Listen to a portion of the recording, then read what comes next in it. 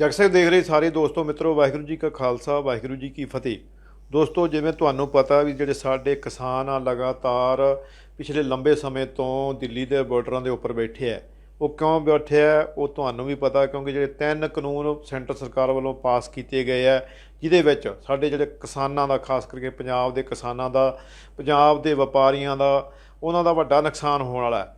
ਪਰ ਉਹ ਪਹਿਲਾ ਨੁਕਸਾਨ ਕੀ ਹੈਗਾ, ਜਿਹੜਾ ਆਉਣ ਵਾਲੀ ਝੋਨੇ ਦੀ ਫਸਲ ਹੈ ਉਹਦੇ ਵਿੱਚ ਨਵੀਂ ਪਾਲਿਸੀ ਸੈਂਟਰ ਸਰਕਾਰ ਵੱਲੋਂ ਜਾਰੀ ਕਰ ਦਿੱਤੀ ਗਈ ਹੈ।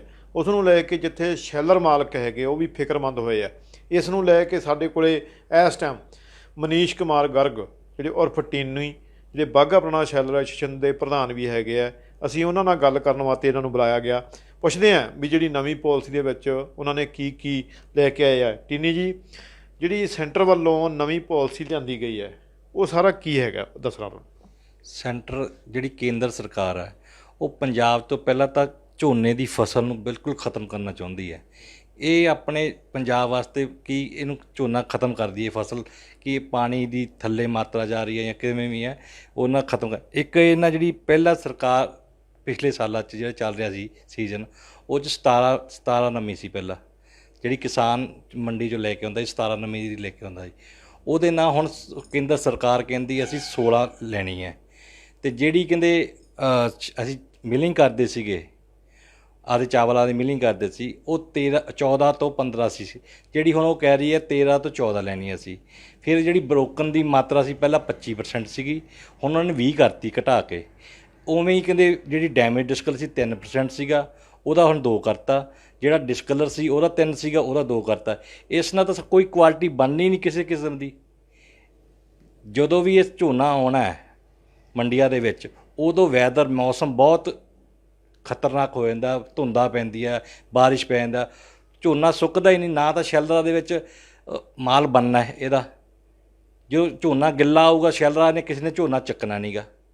ਸ਼ੈਲਰਾਂ ਤਾਂ ਹੁਣ ਹੀ ਕਹਿ ਰਹੇ ਕਿ ਅਸੀਂ ਜਿੰਦਾ ਲਾ ਕੇ ਬੰਦ ਕਰ ਦੇਣਾ, ਅਸੀਂ ਸ਼ੈਲਰ ਚਲਾਉਣੇ ਨਹੀਂ ਗੇ, ਕਿ ਜਿਸ ਹਿਸਾਬ ਦੀ ਸਰਕਾਰ ਪਾਲਿਸੀ, ਕੇਂਦਰ ਸਰਕਾਰ ਪਾਲਿਸੀ ਬਣਾ ਰਹੀ ਹੈ। ਸਾਡੀ ਤਾਂ ਇਹੀ ਬੇਨਤੀ ਹੈ ਕਿ ਜਿੰਨੇ ਵੀ ਪੰਜਾਬ ਦੇ ਸਾਰੇ ਮਿਲਰ ਭਰਾ ਅਤੇ ਐਸੋਸੀਏਸ਼ਨਾਂ ਦੇ ਅਹੁਦੇਦਾਰ ਆ, ਪ੍ਰਧਾਨ ਆ, ਜਿੰਨੇ ਵੀ ਹੈ, ਉਹ ਸਾਰੇ ਆਪਦੀ ਰਾਜਨੀਤਿਕ ਤੋਂ ਹਟ ਕੇ ਆਪ ਦਾ ਵਪਾਰ ਸਮਝ ਕੇ ਇੱਕ ਮੰਚ 'ਤੇ ਇਕੱਠੇ ਹੋਣ ਕਿ ਇਹਦਾ ਪੰਜਾਬ ਸਰਕਾਰ ਨੂੰ ਰਲ ਕੇ ਮੰਤਰੀ ਜੀ ਨੂੰ ਨਾਲ ਲਿਜਾ ਕੇ ਕਹਿਣ ਕਿ ਇਹਦਾ ਹੱਲ ਕੀਤਾ ਜਾਵੇ। ਇਹ ਜਿਹੜੀ ਪਾਲਿਸੀ ਆਈ ਹੈ ਇਹਨੂੰ ਵਾਪਸ ਕੀਤੀ ਜਾਵੇ। ਇਹ ਪਾਲਿਸੀ ਸਾਡੇ ਹਿੱਤ ਵਾਸਤੇ ਵਧੀਆ ਨਹੀਂ ਪਾਲਿਸੀ ਹੈ। ਇਹਨਾਂ ਦਾ ਫਿਕਰ ਵੀ ਬਹੁਤ ਤਕੜਾ ਕਹਿ ਸਕਦੇ ਹਾਂ। ਜਿਵੇਂ ਇਹਨਾਂ ਪਾਲਿਸੀਆਂ ਨੂੰ ਲੈ ਕੇ ਹੀ ਜਿਹੜੇ ਸਾਡੇ ਕਿਸਾਨ ਆ ਇਸ ਟਾਈਮ ਦਿੱਲੀ ਬਾਰਡਰਾਂ 'ਤੇ ਬੈਠੇ ਆ, ਉਹਨਾਂ ਨੂੰ ਪਤਾ ਇਹ ਤਾਂ ਬੜਾ ਸੈਂਟਰ ਸਰਕਾਰ ਬੜੀ ਤੇਜ਼ੀ ਨਾਲ ਚੱਲ ਰਹੀ ਹੈ ਵੀ ਜਿਹੜੀ ਇਹ ਪਾਲਿਸੀ ਲੈ ਕੇ ਆਏ ਆ, ਕਿਸਾਨਾਂ ਨੂੰ ਖਾਸ ਕਰਕੇ ਤੰਗ ਕਰਨਾ ਹੋਵੇ। ਉਹਦੇ ਨਾਲ ਨਾਲ ਸ਼ੈਲਰ ਮਾਲਕ ਵੀ ਤੰਗ ਹੋਣਗੇ, ਆੜ੍ਹਤੀਏ ਵੀ ਤੰਗ ਹੋਣਗੇ। ਜਿਵੇਂ ਆੜ੍ਹਤੀਆਂ ਨੂੰ ਵਿੱਚੋਂ ਖਤਮ ਕਰਨਾ ਚਾਹੁੰਦੇ ਸੀਗੇ, ਇਸ ਪਾਲਿਸੀ ਦੇ ਅਧੀਨ ਆ ਕੇ ਅਗਰ ਜਦੋਂ ਸਤੰਬਰ ਦੇ ਲਾਸਟ ਤੱਕ ਜਿਹੜਾ ਝੋਨਾ ਜੋ ਮੰਡੀਆਂ ਦੇ ਵਿੱਚ ਆਊਗਾ, ਉਦੋਂ ਇਹ ਪਰੇਸ਼ਾਨੀਆਂ ਖੜੀਆਂ ਹੋਣੀਆਂ, ਕਿਉਂਕਿ ਕਿਸਾਨਾਂ ਨੇ ਆਪਦੀ ਫਸਲ ਵੱਢ ਕੇ ਜਿਹੜੀ ਸਾਰੀ ਇੱਥੇ ਮੰਡੀਆਂ ਦੇ ਵਿੱਚ ਲੈ ਕੇ ਆਉਣੀ ਹੈ।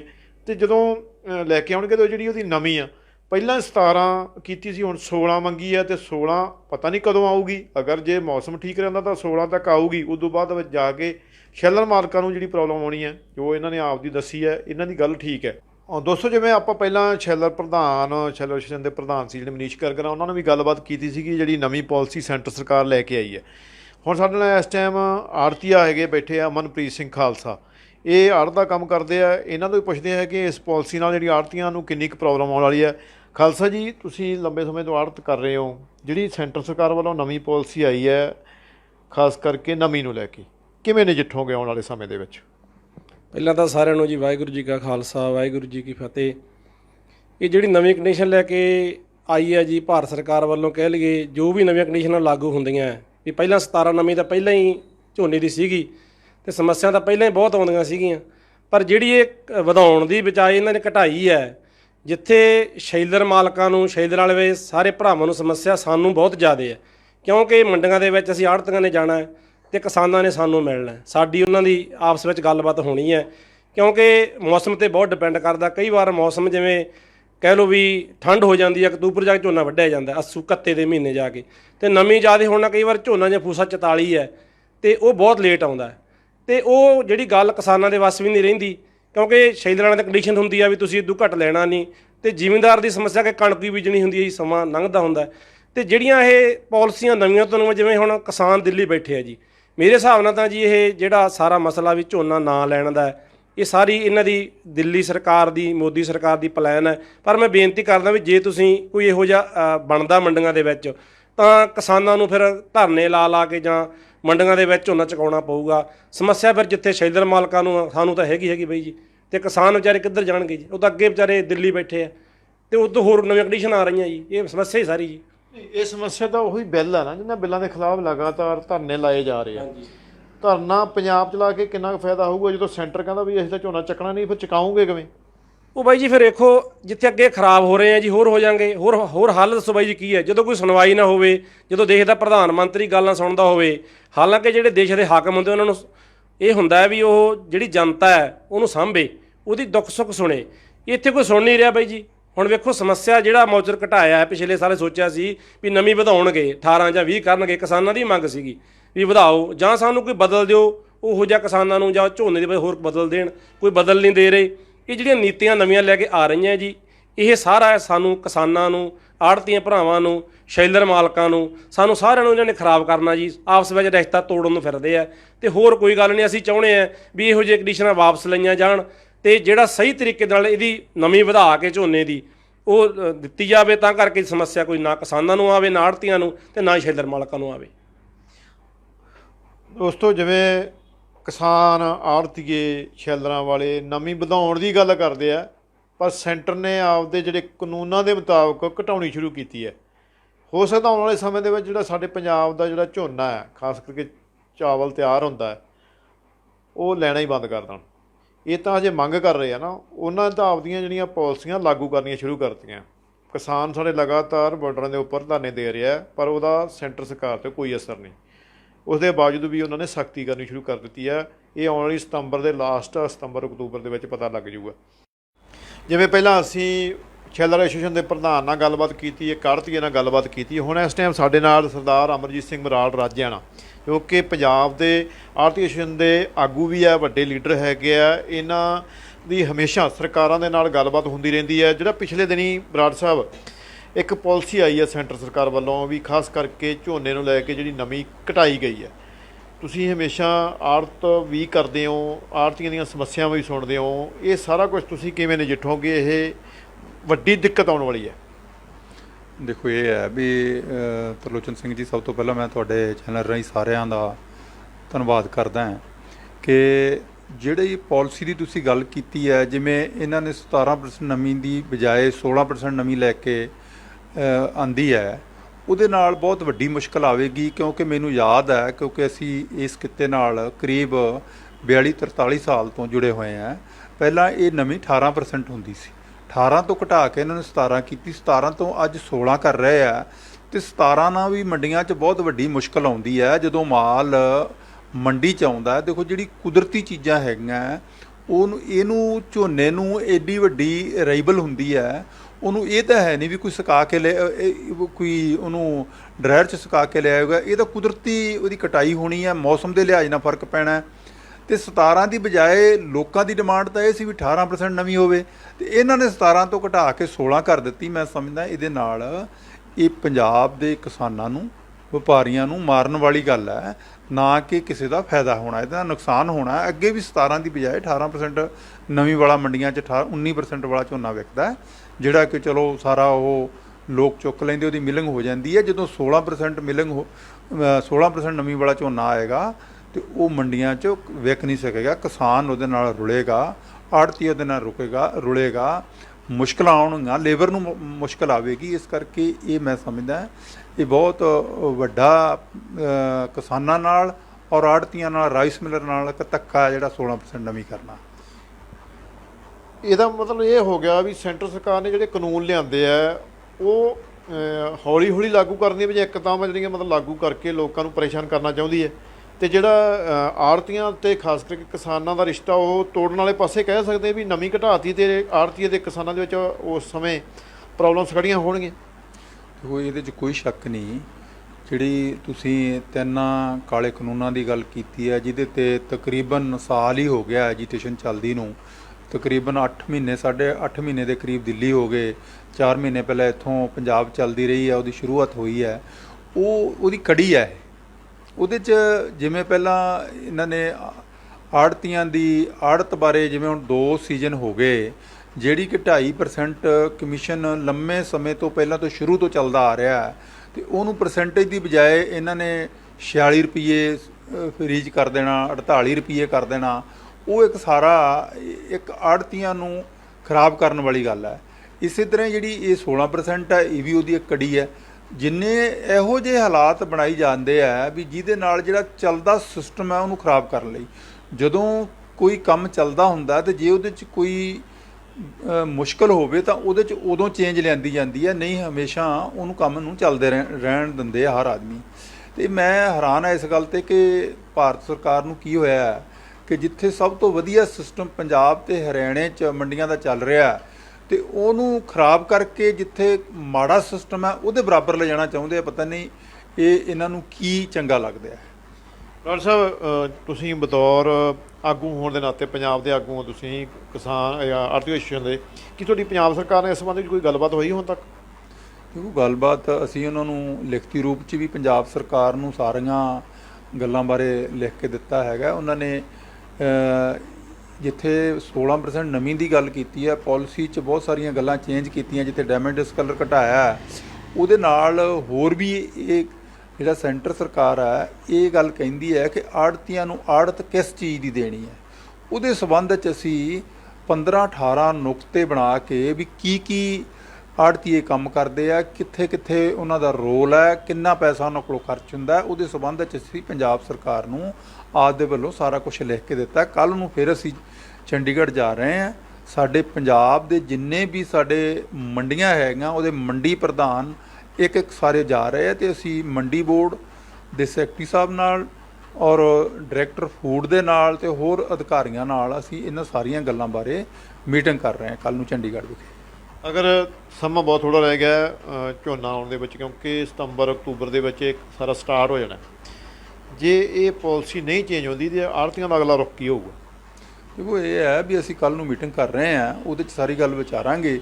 ਸਾਰੇ ਪੰਜਾਬ ਦੇ ਆੜ੍ਹਤੀਆਂ ਨਾਲ, ਸਾਰੇ ਆਪਦੇ ਭਾਈਚਾਰੇ ਨਾਲ ਰਹਿ ਕਰਕੇ ਫਿਰ ਫੈਸਲਾ ਕਰਾਂਗੇ ਵੀ ਕੀ ਅਸੀਂ ਅਗਲਾ ਐਕਸ਼ਨ ਲੈਣਾ ਹੈ। ਇਮਰਾਨ ਸਾਹਿਬ ਨੇ ਦੱਸਿਆ ਵੀ ਜਿਹੜੇ ਇਹਨਾਂ ਦੀਆਂ ਮੀਟਿੰਗਾਂ ਜਿਹੜੀਆਂ ਪੰਜਾਬ ਸਰਕਾਰ ਨਾਲ ਇਦੋਂ ਅਗਲੇ ਆਉਣ ਵਾਲੇ ਦਿਨਾਂ 'ਚ ਹੋਣਗੀਆਂ, ਸਰਕਾਰ ਇਹਨਾਂ ਦੀ ਕੀ ਸਪੋਰਟ ਕਰਦੀ ਹੈ, ਸਰਕਾਰ ਅੱਗੇ ਸੈਂਟਰ ਸਰਕਾਰ ਨਾਲ ਕੀ ਗੱਲਬਾਤ ਕਰਦੀ ਹੈ, ਆਉਣ ਵਾਲਾ ਸਮਾਂ ਦੱਸੇਗਾ। ਦੋਸਤੋ, ਜਿਵੇਂ ਅਸੀਂ ਪਹਿਲਾਂ ਵੀ ਕੁਝ ਆੜ੍ਹਤੀਆਂ ਤੇ ਸ਼ੈਲਰ ਐਸੋਸੀਏਸ਼ਨ ਦੇ ਪ੍ਰਧਾਨ ਨਾਲ ਗੱਲਬਾਤ ਕੀਤੀ ਹੈ, ਹੁਣ ਇਸ ਟਾਈਮ ਅਸੀਂ ਬਾਲ ਕ੍ਰਿਸ਼ਨ ਬਾਲੀ ਜੀ ਜਿਹੜੇ ਸਟੇਟ ਲੈਵਲ ਦੇ ਲੀਡਰ ਹੈਗੇ ਆ, ਖਾਸ ਕਰਕੇ ਸੈਂਟਰ ਦੇ ਵਿੱਚ ਇਹਨਾਂ ਦੀ ਆਉਣੀ ਜਾਣੀ ਰਹਿੰਦੀ ਹੈਗੀ ਹੈ, ਜਿਹੜਾ ਉਸ ਸੰਬੰਧ 'ਚ ਜਿਹੜਾ ਪਾਲਿਸੀ ਲੈ ਕੇ ਆਈ ਹੈ ਸੈਂਟਰ ਸਰਕਾਰ, ਜਿਹੜੀ ਨਵੀਂ ਘਟਾਈ ਹੈਗੀ ਹੈ 17 ਤੋਂ 16 ਕੀਤੀ ਗਈ ਹੈ। ਬਾਕੀ ਜਿਹੜੀ ਸ਼ੈਲਰਾਂ ਨੂੰ ਕੀ ਸਮੱਸਿਆਵਾਂ ਜਦੋਂ ਅੱਗੇ ਆਉਣੀਆਂ ਤੇ ਇਹਨਾਂ ਦਾ ਅਗਲਾ ਰੁਖ ਕੀ ਹੋਊਗਾ? ਪ੍ਰਧਾਨ ਜੀ, ਨਵੀਂ ਦੇ ਸੰਬੰਧ ਦੇ ਵਿੱਚ ਜਿਹੜਾ ਸੈਂਟਰ ਨੇ ਪਾਲਿਸੀ ਲਿਆਂਦੀ ਹੈਗੀ ਹੈ, ਸ਼ੈਲਰ ਐਸੋਸੀਏਸ਼ਨ ਇਹਦੇ ਸੰਬੰਧ 'ਚ ਕੀ ਕਰ ਰਹੀ ਹੈ ਆਉਣ ਵਾਲੇ ਸਮੇਂ? ਤਰਲੋਚਨ ਜੀ, ਕੇਂਦਰ ਸਰਕਾਰ ਨੇ 3 ਅਗਸਤ ਨੂੰ ਮੀਟਿੰਗ ਰੱਖੀ ਸੀ, ਫਿਰ ਉਹਨਾਂ ਨੇ ਪੋਸਟਪੋਨ ਕਰਤੀ। ਬੀਤੇ ਦਿਨੀ ਹਿੰਦੁਸਤਾਨ ਦੇ ਸਾਰੇ ਸੈਕਟਰੀ ਫੂਡ, ਸਾਇੰਟਿਸਟ, ਸ਼ੈਲਰਾਂ ਦੇ ਨੁਮਾਇੰਦੇ, ਜਿਨ੍ਹਾਂ 'ਚ ਹਿੰਦੁਸਤਾਨ ਦਾ ਪ੍ਰਧਾਨ ਵੀ ਸੀ, ਸਾਡੀ ਐਸੋਸੀਏਸ਼ਨ ਦੇ ਪ੍ਰਧਾਨ ਸਾਹਿਬਾਨ ਤੇ ਮੈਂ ਵੀ ਮੀਟਿੰਗ ਅਟੈਂਡ ਕੀਤੀ। ਲਗਭਗ 3 ਘੰਟੇ ਮੀਟਿੰਗ ਚੱਲੀ। ਉੱਥੇ ਜਿਹੜੀਆਂ ਸਟੇਟਾਂ ਦਾ ਤਰਕ ਸੀ, ਵੈਸਟ ਬੰਗਾਲ ਨੇ ਕਿਹਾ ਕਿ ਸਾਡੇ ਕੋਲ ਇਨਫਰਾਸਟ੍ਰਕਚਰ ਹੈ ਨਹੀਂਗਾ, ਅਸੀਂ ਇਸ ਮਾਪਦੰਡਾਂ ਦੇ ਕੰਮ ਨਹੀਂ ਕਰ ਸਕਦੇ। ਤਾਂ ਉਹਨਾਂ ਨੇ ਕਿਹਾ ਹੈ ਕਿ ਸੈਂਟਰ ਗੌਰਮੈਂਟ ਨੇ 1 ਲੱਖ ਕਰੋੜ ਰੁਪਈਆ ਰੱਖਿਆ, ਤੁਸੀਂ 2 ਸਾਲ ਬਾਅਦ ਪ੍ਰੋਕਿਉਰਮੈਂਟ ਕਰ ਲਿਓ, ਤੁਸੀਂ ਪਹਿਲਾਂ ਇਨਫਰਾਸਟ੍ਰਕਚਰ ਡਿਵੈਲਪ ਕਰ ਲਿਓ। ਜੇ ਉੜੀਸਾ ਨੇ ਕਿਹਾ ਸਾਡਾ ਪਾਣੀ ਨਹੀਂ ਠੀਕ, ਤਾਂ ਉਹਨਾਂ ਨੇ ਕਿਹਾ ਵੀ ਤੁਸੀਂ ਫਸਲਾਂ ਨੂੰ ਬਦਲ ਦਿਓ ਕਿ ਅਸੀਂ 3 ਸਾਲ ਫਸਲ ਨੂੰ ਰੱਖਣਾ ਹੈ, ਅਸੀਂ ਇਹਨਾਂ ਮਾਪਦੰਡਾਂ ਦੇ ਮੁਤਾਬਕ ਨਹੀਂ ਰੱਖ ਸਕਦੇ, ਅਸੀਂ ਬਾਇਰ ਹਾਂ, ਅਸੀਂ ਇਹ ਗੱਲ ਨਹੀਂ ਮੰਨਣੀ। ਪੰਜਾਬ ਦਾ ਪੱਖ ਆਪਣੇ ਰਾਹੁਲ ਤਿਵਾੜੀ ਸੈਕਟਰੀ ਫੂਡ ਪੰਜਾਬ ਨੇ ਬਹੁਤ ਬੜੀ ਖੂਬੀ 2.5 ਮਿੰਟ ਲਾਏ ਉਹਨਾਂ ਨੇ, ਕਿਉਂਕਿ ਹਿੰਦੁਸਤਾਨ ਦੀ ਮੀਟਿੰਗ ਸੀ, 1 ਜਾਂ 2 ਮਿੰਟ ਤੋਂ ਵੱਧ ਕਿਸੇ ਨੂੰ ਨਹੀਂ ਮਿਲਦੇ ਸੀ। ਤਾਂ ਉਹਨਾਂ ਨੇ ਪੱਖ ਰੱਖਿਆ ਵੀ ਅਸੀਂ ਮੰਨ ਲਾਂਗੇ ਗੱਲ ਤੁਹਾਡੀ, ਲੇਕਿਨ ਸਾਡੇ ਪ੍ਰੋਕਿਉਰਮੈਂਟ ਦਾ ਸ਼ਾਰਟ ਸਮਾਂ ਹੈ, ਬਹੁਤ ਘੱਟ ਸਮਾਂ ਹੈ, ਇੰਨੇ ਦੇ ਵਿੱਚ ਅਸੀਂ ਪੋਸੀਬਿਲਿਟੀ ਨਹੀਂ। ਲੇਕਿਨ ਉਹਨਾਂ ਦਾ ਜੋ ਸਿਸਟਮ ਪਲਾਨ ਕੀਤਾ ਹੋਇਆ ਉਹਨਾਂ ਦਾ ਮਨ ਹੈ ਕਿ ਅਸੀਂ ਇਹਨੂੰ ਲਾਗੂ ਕਰਨੀ ਹੈ। ਉਹ ਇਕੱਲੇ ਮੋਇਸਚਰ ਦੀ ਗੱਲ ਨਹੀਂ ਕਰਦੇ, ਜੋ ਪੈੜੀ ਦੇ ਮੋਇਸਚਰ 16 ਦੀ ਗੱਲ ਕਰਦੇ ਹੈ, ਤਾਂ ਚੌਲਾਂ ਦਾ ਮੋਇਸਚਰ ਜਿੱਥੇ 14 ਤੋਂ 15 ਲਾਉਣਾ ਪੈਂਦਾ ਸੀ ਉੱਥੇ 13 ਤੋਂ 14 ਕਰਤਾ। ਡੈਮੇਜ ਡਿਸਕਲਰ ਦੀ ਮਾਤਰਾ ਜਿਹੜੀ 3 ਸੀ ਉਹਨਾਂ ਨੇ 2 ਕਰਤੀ। ਸਮਾਲ ਬਰੋਕਨ ਹੈ ਉਹ 0 ਕਰਤਾ। ਰੈੱਡ ਗ੍ਰੇਨ ਹੈ ਜਿਹੜਾ ਉਹ 0 ਕਰਤਾ। ਜਾਣੀ ਬਹੁਤ ਸਖਤ ਸਪੈਸੀਫਿਕੇਸ਼ਨਾਂ ਉਹਨਾਂ ਨੇ ਬਣਾਈਆਂ। ਆਉਣ ਵਾਲੇ ਦਿਨਾਂ ਦੇ ਵਿੱਚ ਜੇਕਰ ਉਹਨਾਂ ਨੇ ਸਪੈਸੀਫਿਕੇਸ਼ਨਾਂ ਲਾਗੂ ਕਰਤੀਆਂ ਤਾਂ ਸਾਨੂੰ ਪ੍ਰੋਕਿਉਰਮੈਂਟ ਦਾ ਸਮਾਂ ਲੰਮਾ ਲੈ ਕੇ ਜਾਣਾ ਪਊ। ਕਿਸਾਨਾਂ ਨੂੰ ਅਵੇਅਰਨੈਸ ਕਰਨੀ ਪਊਗੀ ਕਿ ਉਹ ਆਪਦਾ ਸੁਕਾ ਕੇ ਪੈੜੀ ਲੈ ਕੇ ਆਉਣ, ਕਿਉਂਕਿ ਲੜਾਈ ਸਾਡੇ ਬਾਰਡਰ 'ਤੇ ਕਿਸਾਨ ਵੀ ਲੜ ਰਹੇ ਹੈ, ਮਜ਼ਦੂਰ ਵੀ ਲੜ ਰਹੇ, ਲੇਕਿਨ ਸੈਂਟਰ ਸਰਕਾਰ ਜੋ ਕੋਈ ਫਰਮਾਨ ਜਾਰੀ ਕਰ ਦਿੰਦੀ ਹੈ ਉਹ ਵਾਪਸ ਛੇਤੀ ਲੈਣਾ ਔਖਾ ਹੈ। ਤਰਲੋਚਨ ਜੀ, ਪਰਮਾਤਮਾ ਕਰੇ ਉਹ ਨਾ ਕਰੇ। ਜੇ ਉਹ ਕਰਦੀ ਹੈ ਤਾਂ ਪੰਜਾਬ ਗੌਰਮੈਂਟ ਨੂੰ ਉਹਦੇ ਬਦਲ ਦੇ ਵਿੱਚ ਮਿਲਰਾਂ ਨੂੰ 150 ਰੁਪਏ ਕੁਇੰਟਲ ਦਾ ਇਨਸੈਂਟਿਵ ਦੇਣਾ ਚਾਹੀਦਾ ਹੈ, ਤਾਂ ਕਿ ਉਹ ਜਿਹੜਾ ਕਿਸਾਨ ਦੀ ਫਸਲ ਹੈ, ਕਿਸਾਨਾਂ ਨੂੰ ਜਿਹੜੀ ਪੈੜੀ ਹੈ, ਉਸ ਕਿਸਾਨ ਦਾ ਪੈੜੀ ਸੁਕਾਉਣ ਤੱਕ ਹੀ ਮੰਤਵ ਹੈ ਕਿ ਉਹ ਪੈੜੀ ਨੂੰ ਸੁਕਾ ਕੇ ਲਿਆਉਣ। ਕਿਉਂਕਿ ਅੱਜ ਕੱਲ੍ਹ ਇਨਫਰਾਸਟਰਕਚਰ ਬਹੁਤ ਬਣਿਆ ਹੋਇਆ ਹੈ, 100 ਟੈਕਸਾਂ, ਬਹੁਤ ਕੁਛ ਲੱਗਾ ਹੈ, ਲੇਕਿਨ ਇਹ 'ਚ ਬਹੁਤ ਵੱਡਾ ਨੁਕਸਾਨ ਹੈ। 0 small broken, 0 red grain, damage 2, discolour 2, moisture ਇੰਨਾ, ਕਾਫੀ ਟਾਈਟ ਸਪੈਸੀਫਿਕੇਸ਼ਨ। ਉਹਨਾਂ ਨੇ ਆਪਦੇ ਮਤਵਲ ਨਾਲ ਇੱਕ ਤੀਰ ਨਾਲ ਕਈ ਨਿਸ਼ਾਨੇ ਸਾਂਧੇ ਹੈ ਕਿ ਅਸੀਂ ਐਸਾ ਸਿਸਟਮ ਕ੍ਰੀਏਟ ਕਰ ਦਈਏ ਕਿ ਸਖਤੀ ਕਰਕੇ ਕਿਸਾਨ ਰੌਲਾ ਪਾ ਲੈਣ, ਪੰਜਾਬ 'ਚ ਕਾਂਗਰਸ ਦਾ ਰਾਜ ਹੈ, ਇਹਨਾਂ ਦੀ ਛਵੀ ਖਰਾਬ ਹੋ ਜੇ, ਸ਼ੈਲਾਂ ਵਾਲੇ ਪਰੇਸ਼ਾਨ ਹੋ ਜਾਣ, ਆੜ੍ਹਤੀ ਪਰੇਸ਼ਾਨ ਹੋ ਜਾਣ, ਮਜ਼ਦੂਰ ਪਰੇਸ਼ਾਨ ਹੋ ਜਾਣ। ਉਹਨਾਂ ਨੇ ਆਪਦੀ ਇੱਕ ਪ੍ਰੀਟੀਕਲੀ ਇਹ ਸਿਸਟਮ 'ਚ ਲਾਗੂ ਕੀਤਾ। ਬਰੋਕਨ 20% ਕਰਤਾ। Food value all over world, ਅਸੀਂ ਐਕਸਪੋਰਟ ਦਾ ਵੀ ਕੰਮ ਕਰਦੇ ਹਾਂ, ਉੱਥੇ ਫੂਡ ਵੈਲਿਊ ਬਰੋਕਨ ਅਤੇ ਦੂਸਰੀ ਇਕੁਅਲ ਗਿਣੀ ਜਾਂਦੀ ਹੈ, ਲੇਕਿਨ ਇਹਨਾਂ ਨੇ 25 ਤੋਂ 20 ਕਰਤਾ। ਕੁੱਲ ਮਿਲਾ ਕੇ 50-60 ਹਜ਼ਾਰ ਰੁਪਏ ਪ੍ਰਤੀ ਵੈਗਨ ਮਿਲਰ ਨੂੰ ਲਾਸ ਹੈ ਜੇ ਇਹ ਸਪੈਸੀਫਿਕੇਸ਼ਨਾਂ ਲਾਗੂ ਹੋ ਜਾਂਦੀਆਂ। ਪ੍ਰਧਾਨ ਜੀ, ਜੇ ਅਗਰ ਇਹ ਸਾਰਾ ਲਾਗੂ ਹੁੰਦਾ ਹੈ ਤਾਂ ਮੌਸਮ ਵੀ ਉਸ ਟਾਈਮ ਇਜਾਜ਼ਤ ਨਹੀਂ ਦਿੰਦਾ ਹੈਗਾ, ਕਿਉਂਕਿ ਉਦੋਂ ਧੁੰਦਾਂ ਪੈਣ ਲੱਗ ਪੈਂਦੀਆਂ। ਕਿਸਾਨਾਂ ਕੋਲ ਇਸ ਤਰ੍ਹਾਂ ਦਾ ਕੁਝ ਵੀ ਹੈ ਨਹੀਂ ਗਾ ਜਿਹੜਾ ਵੀ ਉਹ ਜ਼ਿਆਦਾ ਸੁਕਾ ਕੇ ਲਿਆਉਣਗੇ। ਉਹ ਤਾਂ ਮੰਡੀ ਲਿਆਉਂਦੇ ਆ, ਜਦੋਂ ਵੀ ਮਸ਼ੀਨਾਂ ਚੱਲ ਪੈਂਦੀਆਂ ਕਟਾਈ ਕਰਦੇ ਸਿੱਧਾ ਮੰਡੀ ਆ ਜਾਂਦਾ। ਇੱਥੇ ਤਾਂ ਪਹਿਲਾਂ 18 ਨਹੀਂ ਆਉਂਦਾ ਸੀ ਸਹੀ ਤਰੀਕੇ ਨਾਲ, ਹੁਣ ਤਾਂ 16 ਕਰਤਾ, 17 ਵੀ ਚੱਕਤਾ ਉਹਨਾਂ ਨੇ। ਅਤੇ ਬਾਕੀ ਰਹੀ ਤੁਹਾਡੇ ਮਿਲਰਾਂ ਦੀ ਜਿਹੜੀ ਤੁਸੀਂ ਦੱਸਿਆ ਹੈਗਾ 14 ਤੋਂ 15 ਤੋਂ 13 14 ਕਰਤਾ। ਇਹ ਸਾਰਾ ਸਿਸਟਮ ਅਗਰ ਜੇ ਨਹੀਂ ਹੁੰਦਾ ਤਾਂ ਫਿਰ ਚੱਲੂਗਾ ਕਿਵੇਂ? ਤਰਲੋਚਨ ਜੀ, ਬੜਾ ਮੁਸ਼ਕਿਲ ਆਊਗੀ। ਕਿਸਾਨ ਨੂੰ ਵੀ ਦਿੱਕਤ ਆਊ, ਜਿਹੜੇ ਆੜ੍ਹਤੀ ਹੈ ਉਹਨਾਂ ਨੂੰ ਵੀ ਦਿੱਕਤ ਆਊ, ਮਜ਼ਦੂਰ ਹੈ ਜਿਹੜਾ ਕਿਸਾਨ ਆਉਂਦਾ ਹੈ ਉਹਦੀ ਫਸਲ ਨੂੰ ਕਲੀਨ ਕਰਦਾ ਹੈ ਅਤੇ ਜਲਦੀ ਤੁਲ ਜਾਂਦਾ ਹੈ। 17 ਦੀ ਜਗ੍ਹਾ ਆ ਕੇ ਸ਼ੈਲਰ ਮਾਲਕ 18 ਵੀ ਲਵਾ ਲੈਂਦੇ ਸੀ, ਆਪਣੀ ਪੂਸਾ ਵੈਰਾਈਟੀ ਹੁੰਦੀ ਸੀ, 18.5 ਵੀ ਲਵਾ ਲੈਂਦੇ ਸੀ ਇੱਕ ਭਾਈਚਾਰੇ ਸਿਸਟਮ ਦੇ ਵਿੱਚ। ਲੇਕਿਨ ਜੇ ਉਹਨਾਂ ਡੈਮੇਜ ਡਿਸਕਲਰ ਦੀ ਇਸ ਤਰ੍ਹਾਂ ਮਾਤਰਾ ਰਹੀ ਤਾਂ ਹਰ ਇੱਕ ਬੰਦਾ ਉਹਦੇ ਹੱਥ ਕੰਬਣਗੇ ਇਸ ਤਰ੍ਹਾਂ ਵਪਾਰ ਕਰਨ ਦੀ।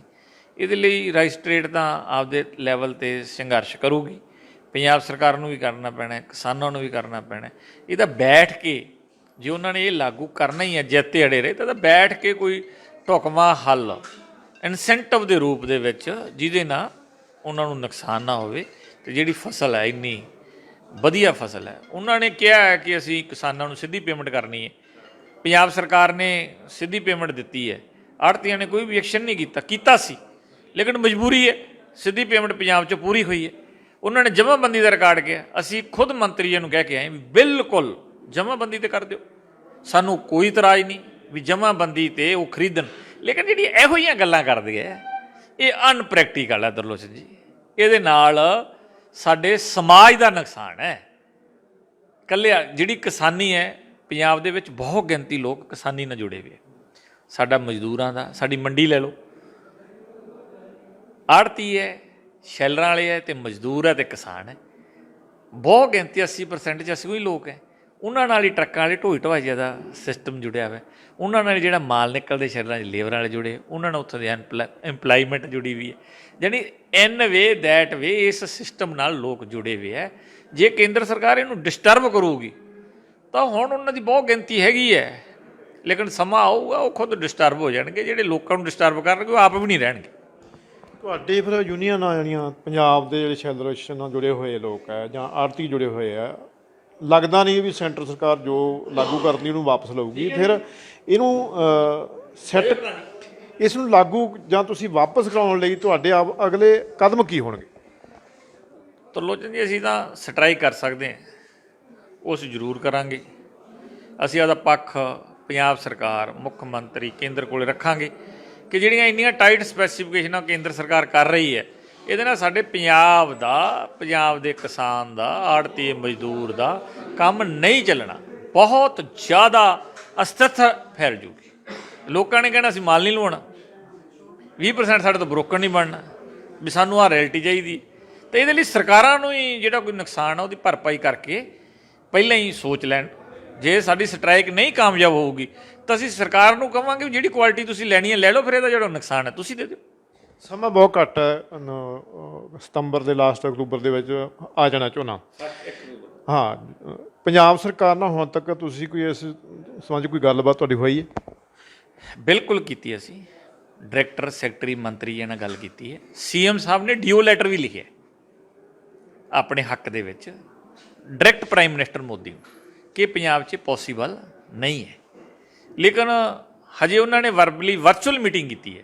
ਜਿੰਨੀ ਦੇਰ ਲਿਖਤੀ ਰੂਪ 'ਚ ਜਦੋਂ ਚਿੱਠੀ ਉਹ ਕੱਢਣਗੇ, ਉਦੋਂ ਬਾਅਦ ਅਸੀਂ ਸੀਐਮ ਸਾਹਿਬ ਨੂੰ ਵੀ ਮਿਲਾਂਗੇ, ਦਿੱਲੀ ਵੀ ਮਿਲਾਂਗੇ। ਜੇ ਉਹ ਸਾਡੀ ਗੱਲ ਨਾ ਸੁਣਨਗੇ ਤਾਂ ਜੋ ਅਸੀਂ ਸੰਘਰਸ਼ ਦੇ ਰੂਪ ਦੇ ਵਿੱਚ ਕਰ ਸਕਦੇ ਹੋ, ਅਸੀਂ ਆਪਦਾ ਪੂਰਾ ਜ਼ੋਰ ਲਾਵਾਂਗੇ। ਇਹ ਸਨ ਬਾਲ ਕ੍ਰਿਸ਼ਨ ਜੀ, ਜਿਹੜੇ ਸਟੇਟ ਪੱਧਰ ਦੇ ਸ਼ੈਲਰ ਐਸੋਸੀਏਸ਼ਨ ਨਾਲ ਜੁੜੇ ਹੋਏ ਲੀਡਰ ਹੈਗੇ ਆ। ਇਹਨਾਂ ਨੇ ਆਖਿਆ ਅਗਰ ਜੇ ਸੈਂਟਰ ਸਰਕਾਰ ਆਪਦੀ ਪਾਲਿਸੀ 'ਤੇ ਦੁਬਾਰਾ ਵਿਚਾਰ ਨਹੀਂ ਕਰਦੀ, ਪੰਜਾਬ ਸਰਕਾਰ ਦੀ ਗੱਲ ਨਹੀਂ ਸੁਣਦੀ, ਤਾਂ ਆਉਣ ਵਾਲੇ ਸਮੇਂ ਦੇ ਵਿੱਚ ਜਿਹੜੀ ਸ਼ੈਲਰ ਐਸੋਸੀਏਸ਼ਨ ਹੈ ਪੰਜਾਬ ਦੀ, ਉਹ ਸੰਘਰਸ਼ ਦੇ ਰਾਹ ਵੀ ਪੈ ਸਕਦੀ ਹੈ।